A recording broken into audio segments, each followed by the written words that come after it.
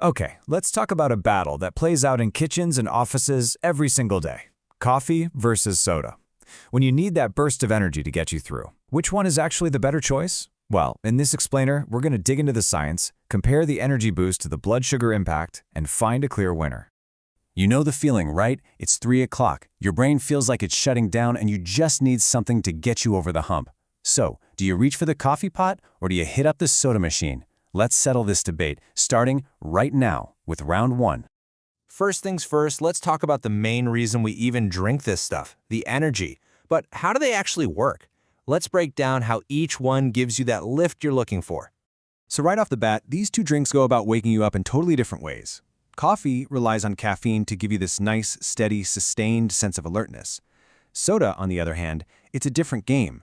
It gives you a really fast but pretty short-lived jolt by mixing a little bit of caffeine with a whole lot of sugar. So how does the caffeine in coffee pull this off? Well, it's all about a cool little molecule in your brain called adenosine. You can think of it as a sleepiness counter. The longer you're awake, the more of it builds up. And this is where caffeine's superpower comes in.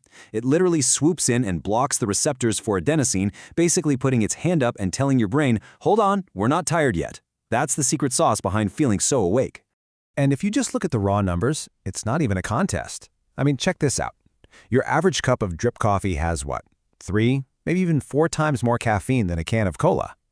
So if you're looking for a pure, caffeine-powered boost, coffee is the hands-down champion here.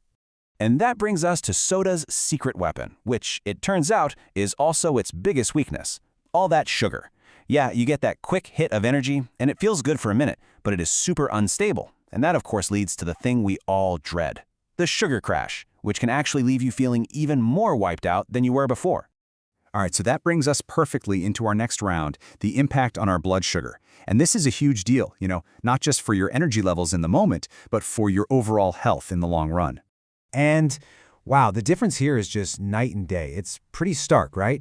You've got black coffee over here with basically 0 carbs, meaning it's going to have a really minimal impact. And then you've got soda, just loaded with simple sugars that are going to hit your system like a tidal wave. Just look at that, a big, beautiful 0. That's how many carbs or sugar are in a plain cup of black coffee. Because there's nothing for your body to break down into sugar, it has a tiny effect on your blood sugar levels. It's about as clean an energy source as you can get. No roller coaster involved. And here's what that soda cycle actually looks like in your body. You've probably felt this yourself. You drink the soda, those simple sugars get absorbed almost instantly, and boom, your blood sugar shoots through the roof. Your body then has to scramble to handle all that sugar, and the result is that super fast crash that leaves you feeling tired and kind of foggy. Now, there is a little caveat here. Something to keep in mind. For some people, especially those with diabetes or who are just more sensitive, the caffeine itself, even without any sugar, can cause a small but steady rise in blood sugar. It's just a great reminder that all of our bodies are a little different. Okay, but let's be real for a second. How many of us are actually drinking our coffee black, right? We add cream, sugar, syrups, and this is where the lines start to get a little blurry and things get a bit more complicated. And this is where the game totally changes. The moment you start pumping syrups and sugar into your coffee, you're basically creating a drink that can spike your blood sugar just as much as a soda. But what about diet sodas?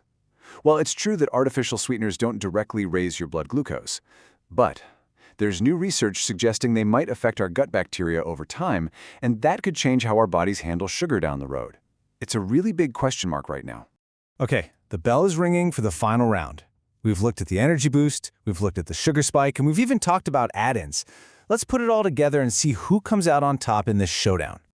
And the verdict is pretty clear, folks. When we're talking about steady, stable energy and keeping your blood sugar in check, black coffee is the clear winner in both categories. It gives you that alertness you want without setting you up for that awful crash later.